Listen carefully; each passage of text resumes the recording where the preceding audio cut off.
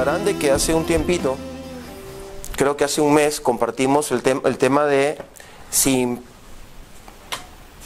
pruebas es imposible agradar a Dios, ¿no es cierto? Y hablamos del pasaje de Santiago, capítulo 1. Sin pruebas, dijimos, es imposible agradar a Dios. Ahora bien, ¿qué cosas son las pruebas? Que es el tema que vamos a tratar hoy día. Las pruebas, en realidad, son problemas. La palabra problema va allá en hebreo,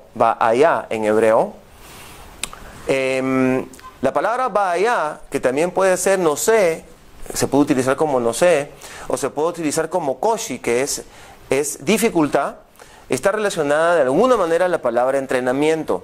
Así que finalmente, los problemas lo podemos ver como un entrenamiento de la vida.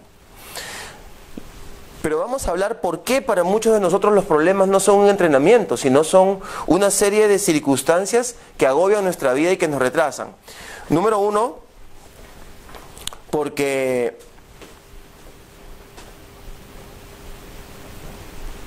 no entendemos que dentro del mismo problema está la salida. Siempre en el mismo problema está la salida. Número dos, no hemos captado que el problema tiene dos opciones en nuestra vida. O nos destruye o nos retrasa, pero la tercera y más importante, es que nos puede fortalecer y llevar adelante. Si entendemos eso, lo veríamos como una posición. Tercero, a veces no hemos entendido que en todas las cosas vamos a salir con Dios, de parte de Dios. O sea, es imposible salir de un problema sin Dios. Y es imposible salir de un problema correctamente y de una vez por todas cuando no hay un propósito. Tiene que haber un propósito en nuestra vida. Entonces, todas las cosas nos pueden ayudar a bien. Y lo cuarto, que son los 4 puntos que vamos a tocar ahora, es que a lo mejor tampoco hemos crecido en entender que una vez que salimos de los problemas, estamos listos para ayudar a otros. Porque otros van a entrar en esos problemas y nosotros salimos, nuestro corazón debe estar listo para poder apoyar a otros. Y esa es una de las razones principales por las cuales somos entrenados en la vida. Todas las personas logran objetivos y llegan a hacer algo siempre para los demás. Siempre. Ahora bien, que por esa razón tú ganes dinero, por esa razón tú seas bendecido, que por esa razón tú seas reconocido, que por esa razón recibas cualquier tipo de beneficio, eso es normal. Pero nadie llegó a hacer algo o a tener o a lograr un objetivo si no pasó por un esfuerzo. Y ese esfuerzo fue el conjunto de problemas que encontró en el camino para llegar ahí. Hoy por hoy, las empresas más importantes, la gente con mayor éxito, quien fuera, hoy por hoy no, toda la vida, digamos, cuando llegan a cierta edad, siempre se dieron cuenta cuánto pude ayudar a la gente. Siempre el ser humano llega a esa conclusión. Cuanto más viejito esté, cuanto más cercano esté de la muerte, siempre va a ser esta reflexión. Si hubiera podido ayudar a más personas, cuánto más hubiera podido compartir. Y le van perdiendo ambición, le van perdiendo valor a las cosas materiales y se van dando cuenta que el verdadero sentido de su vida estaba en compartir lo que habían logrado. Entonces, este cuarto punto, que lo vamos a tocar ahora con mayor detalle, tiene mucho que ver con la manera en que podemos enfrentar los problemas. Y probablemente el verdadero objetivo finalmente de cada persona, digo probablemente porque eso depende de cada uno, yo no quiero convencer, solamente quiero exponerles esta enseñanza y quiero alentarlos a que vivan de esta manera, va a ser siempre compartir lo mejor de nosotros con los demás. Muy bien, vamos entonces a revisar nuevamente Santiago, que leímos hace como un mes. Santiago capítulo 1, desde el versículo 2, dice: hermanos míos, tened por sumo gozo cuando os halléis en diversas pruebas, sabiendo que la prueba de vuestra fe produce paciencia, mas tenga la paciencia su obra completa, para que seáis perfectos y cabales, sin que os falte cosa alguna. Esta palabra perfecto nos habla claramente de que las pruebas, ¿verdad?, que vienen a ser, hablamos hace un mes, dijimos que esa prueba era algo que Dios exigía. Es decir, Dios no podía, por ejemplo, salvar a alguien que no había pasado por la prueba del arrepentimiento de los pecados. Dios no podía fortalecer a una persona en el servicio si esa persona no había pasado por la prueba de la humildad. Si no, iba siempre a caerse. Esa es una razón por la cual pasamos por pruebas. Pero otra razón por la que pasamos por pruebas es porque nos hemos equivocado o estamos en pecado. Porque queremos llegar a determinado lugar. Si yo, por ejemplo, quiero hoy día salir de este lugar y llegar a mi casa para poder cenar con mi esposa, es una cosa. Pero si de repente hoy día, de repente quiero viajar 5 horas para ir a Eilat, porque quiero ver el mar rojo y mojarme los pies, y me dio ganas. Entonces ahora tengo un problema, pero ese problema no es por pecado ni porque me equivoqué en algo. Simplemente quiero lograr algo más complejo de lo que hoy puedo hacer. Entonces tengo que ir a la Tajana Mercatzit, que es la Tajana Central en español. Tengo que tomar un autobús porque no tengo un auto ahora. Tengo que viajar, seguramente toda la noche voy a viajar y llegaré a Eilat al amanecer. Y entonces habré superado varios problemas, pero tenía un propósito. ¿Qué quería? Mojarme los pies en el Mar Rojo. Pues parece algo tonto, pero la vida está manejada de esta forma. Nosotros tenemos objetivos, queremos lograr cosas, entonces se nos aparecen las dificultades, las pruebas o los obstáculos que son para lograr ese propósito. Eso no tiene nada que ver con pecado, no tiene nada que ver con error, es otro tipo de problema. Es importante que tomemos en cuenta eso, pero finalmente todas las pruebas hacen que nos hagamos perfectos y cabales. Todos nosotros queremos ser perfectos y cabales, ¿verdad? Nadie quiere ser mediocre. Dice, sin que nos falte cosa alguna. Pareciera que aquí Santiago exagera, ¿no? Dice, sin que os falte cosa alguna. Y si alguno de vosotros tiene falta de sabiduría, para entender esto que estoy hablando, diría Santiago, pídale a Dios, el cual da a todos abundantemente y sin reproche, y le será dada. Pero pidan con fe, no dudando nada. Porque el que duda es semejante a la onda del mar, que es arrastrada por el viento y echada de una parte a otra. ¿Y ven?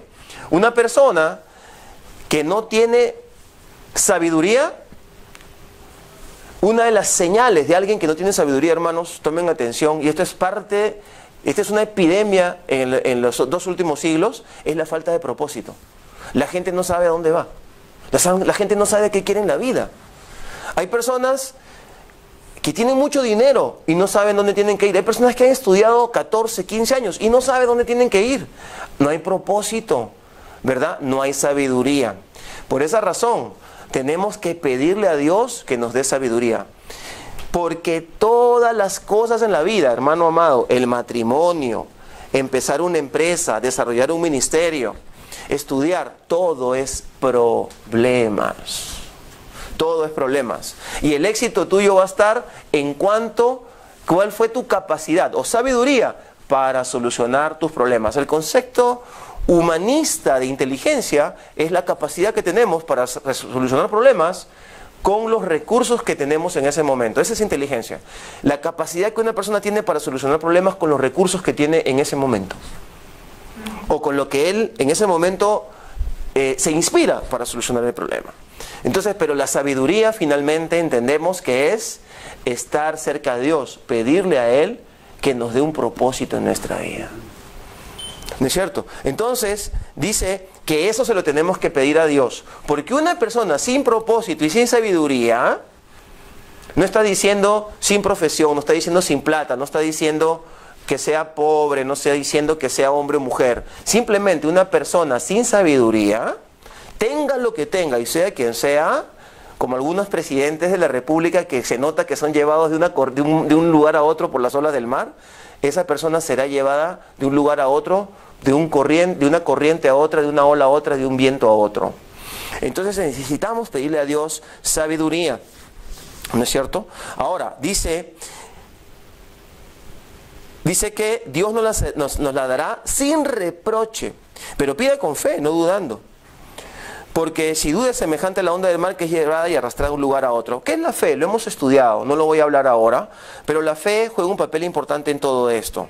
Porque otra vez, cuando uno por ejemplo está en medio de un problema, puede ser parte de cosas que queremos lograr, o el problema en sí puede ser todo lo que abarque en ese momento nuestra vida. Y lo único que nos puede mantener firmes mientras encontramos el propósito, mientras estamos orando y pidiéndole a Dios sabiduría, es la fe. Saber que ahí está la salida, saber que hay una luz al final del túnel. Pero pida con fe, no dudando.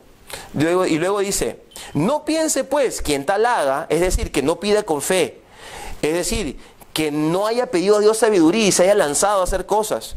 No piense que el tal haga, que recibirá cosa alguna del Señor. El hombre de doble ánimo es inconstante en todos sus caminos. Es decir, una persona que cuando una persona tiene un problema y tú observas cómo lo soluciona, tú sabrás quién es esa persona. Por eso te ponen las pruebas antes de entrar a un trabajo. Te ponen un test y a ver cómo lo solucionas. Pero luego cuando estás de prueba por un mes en el trabajo, el jefe te está observando y te pone un problema para ver cómo lo solucionas. O analiza tu reacción y él ya sabe si eres una persona constante o inconstante o una persona que va a resistir el estrés. Es parte de las pruebas que hay en este tiempo que vivimos en el mundo. El estrés es una epidemia y forma parte de nuestra vida y de nuestra realidad humana. Entonces te ponen a ver cuánto resiste el estrés. El mismo jefe te presiona, te da mucho más trabajo y todo eso. Y está viendo cómo reaccionas para ver cómo solucionas problemas. De repente él dice, bueno, en 2 años hasta lo puedo poner de supervisor, le puedo dar hasta responsabilidades. Dijimos que Dios prueba, efectivamente. Bien dijo el Señor, que Él no quiere usar personas neófitas, que no tengan experiencia. Y la experiencia en la vida no es haber tenido 50 años, sino es qué aprendiste de cada uno de tus problemas. ¿No es cierto? Ahora bien, entonces, al haber hecho esta introducción, nos damos cuenta, entonces, que punto número 1, el problema te fortalece. Ya no vamos a pensar que el problema te puede retroceder, pues no vamos a ser negativos, ya lo dijimos. No seamos necios. Cuando tengamos un problema es una buena oportunidad para orar, para pedir sabiduría a Dios y fortalecer nuestra fe. Es decir, el problema nos fortalece, la pregunta es ¿cómo? ¿No? Proverbios 15:32 dice, el que tiene en poco la disciplina menosprecia su alma, mas el que escucha la corrección tiene entendimiento. Cuando nosotros, aquí por ejemplo escuchamos la palabra disciplina y la vemos solamente como una corrección, como un látigo que nos cae encima. Pero la disciplina también es la capacidad de obstaculizarnos a nosotros mismos con una norma de comportamiento, con una norma de vida, de costumbres. Eso también es disciplina.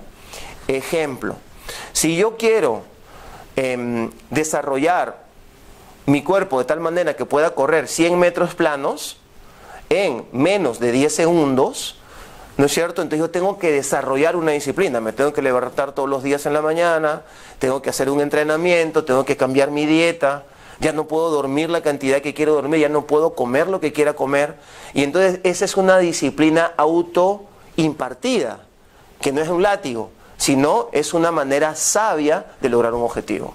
Si yo quiero ser un hombre que Dios le muestre qué es lo que debe hacer cuando llegó a un país, nosotros que hemos llegado a vivir a Israel y vivimos acá en un país tan complejo como Israel, ¿verdad? Parece sencillo, pero es complejo vivir en una nación como esta.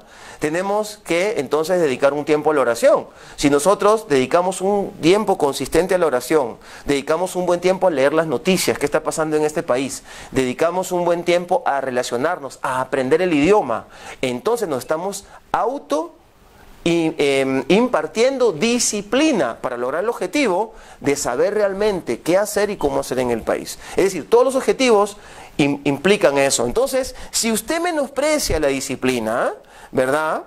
Usted nunca entenderá nada. Será un neófito, será un mediocre. Usted será una persona que no se sabe lo que quiere.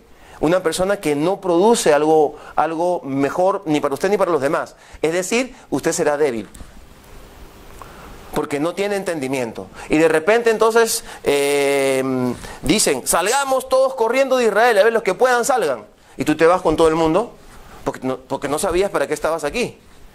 Pero si tú supieras por qué estabas aquí, pues te vas a quedar, digan lo que digan, porque tienes entendimiento. De repente dicen, va a haber una guerra. Y luego vas, te metes abajo de tu cama y lloras desconsoladamente y piensas que vas a morir, porque no tienes entendimiento. No es que el entendimiento no es como el microondas. Hay una cultura, en nuestra cultura cristiana, de todo microondas. Dios me reveló. A ver, me voy a concentrar, Dios me revela. No, hermanos, la mayoría de las cosas que entendemos de Dios son producto de la disciplina, de la oración, de la lectura de la palabra, de abstenernos, de restringir nuestro tiempo de diversión, de descanso, de hacer lo que querramos, por hacer lo que debemos de hacer. Todas las cosas en la vida exigen una disciplina. Es decir, cuando tú buscas tener esos obstáculos porque quieres llegar allá, y entonces tú te metiste en los obstáculos porque tú quieres llegar allá, a ese punto quieres llegar, esto te va a dar experiencia y te va a dar fortaleza. La palabra koshi, que es una forma de decir obstáculos o dificultad, tiene que ver con la palabra entrenarse, ¿no es cierto? Fortalecerse, ¿no? Yo, por ejemplo, si quiero desarrollar, por ponerles otro ejemplo, si quiero desarrollar un músculo, tengo que ponerle resistencia, le tengo que poner 9 kilos de peso, entonces mi músculo se desarrolla. Le tengo que poner un problema, una dificultad. Hay una relación en todo esto. La segunda cosa que tenemos que tener en cuenta es que siempre cuando hay un problema, al lado está la solución. Vuelvo a insistir. Este tema, muchos de ustedes dirán, pero yo ya entiendo lo que usted está hablando, hermano, yo sé, yo conozco. Sí, hermano, pero quiere que te diga una cosa. Yo enseño esto y cada vez que lo enseño, aprendo y salgo de mi mediocridad en algunas áreas de mi vida y avanzo, porque esto es algo que tenemos que escuchar siempre. Toma atención y si es posible toma nota. Definitivamente, cada vez que hay un problema es porque cerca está la solución y muy probablemente cerca está lo que estuviste pidiendo. Entonces de repente aparece el problema y nos enojamos y no sabemos que Dios permitió ese problema, porque a través de pasar ese problema es solamente así que vas a lograr lo que has estado pidiéndole a Dios hace 3 años. Y tú no, le rehuyes el problema, dices, no, esto no quiero, no, que esto no, ay, qué horrible, de nuevo empiezan los problemas. Y nunca llegas a tener tus objetivos. Y no te estás dando cuenta que Dios los está poniendo porque necesita llevarte a ese objetivo que tú le pediste, ¿no? De repente, tú le dices, Señor, llévame a las naciones, ¿no es cierto? Y le vienes orando hace 5 años, llévame a las naciones. Estoy en Jerusalén. Y hay tanta gente que viene acá y muchas personas veo que salen y viajan y comparten la palabra y yo no puedo hacerlo hasta ahora. Hay tantas cosas que yo quiero enseñar. Pero claro, a lo mejor el Señor te estaba mandando a alguien que te enseñe a predicar, ¿no es cierto? Y cada vez que esa persona te corrige, te crea un problema. Tú dices, ya se está metiendo en mi vida de nuevo. O viene tu esposa y te dice, aprende inglés. Y tú dices, pero ¿para qué voy a aprender inglés? Esto es un problema para mí. Qué horrible aprender inglés. Y no te das cuenta que esas cosas que Dios está acercando a tu vida, que a ti te parecen un problema, son nada más y nada menos la materia prima del objetivo que tú le vienes pidiendo a Dios hace 5 años. Así que, hermano, cada vez que tengas un problema, cerca está lo que tú más necesitas, lo que tú seguramente mismo has pedido, ¿no es cierto? ¿Ok? Ahora, es muy importante que sepamos de que al momento que nosotros enfrentamos una dificultad, hay una oportunidad para que nosotros reflexionemos. Cuando nosotros enfrentamos una dificultad, muchas veces es para que paremos, ¿verdad? No es para que nos caigamos, sino es para que estemos más fuertes y llegar a donde tenemos que llegar. Muchas personas, por ejemplo, que están haciendo una carrera de 9 kilómetros, yo en mi juventud participaba de esto en la escuela, ¿no es cierto? Y había momentos donde el entrenador te decía, bájale, espérate un poco. Cuando ya estabas en los 3, 4 kilómetros, tenías que bajarle. ¿Por qué? Para llegar a los 9, ¿no es cierto? Porque luego tú podías apretar en los últimos 2 kilómetros, lo que se llama en los términos, los que saben de atletismo, lo que es apretar en una carrera de fondo, es en los últimos 2 kilómetros. En el último kilómetro, apriétate, dicen. ¿Qué quiere decir? Ahora empiezas a correr más rápido. Muchas veces, cuando nosotros tenemos que lograr algo de largo tiempo, o algo sumamente importante en nuestra vida, algo determinante, muchas veces, hermano, hay que parar primero. Parar.